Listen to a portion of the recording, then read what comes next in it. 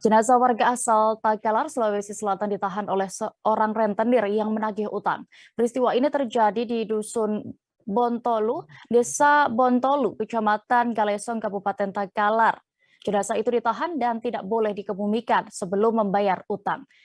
Selengkapnya terkait peristiwa ini, bagaimana kronologinya akan dilaporkan rekan Said Zulfadli, jurnalis dari Tribun Timur yang sudah bergabung bersama kami. Silakan dengan laporan Anda. Iya, terima kasih dia. Di mana awal mula kejadian tersebut sesaat setelah seorang ibu-ibu mendatangi rumah duka, di mana dengan maksud dia ingin menagih hutang kepada almarhum dengan cara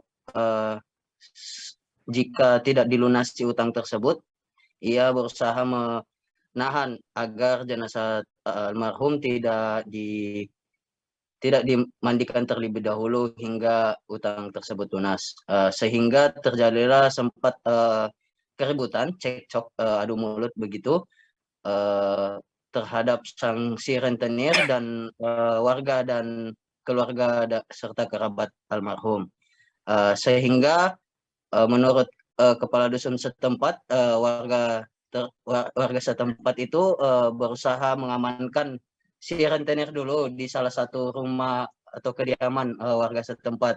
Setelah itu dengan hasil patungan baik itu dari keluarga maupun kerabat almarhum, alhamdulillah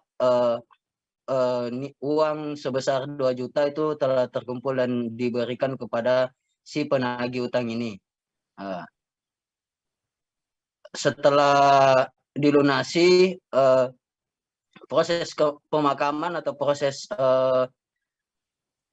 pemakaman oleh jenazah ini berlangsung kembali tertib dan akhirnya dimakamkan di Kabupaten Takalar, Sulawesi Selatan begitu.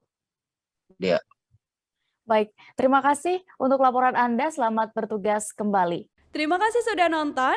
Jangan lupa like, subscribe, dan share ya.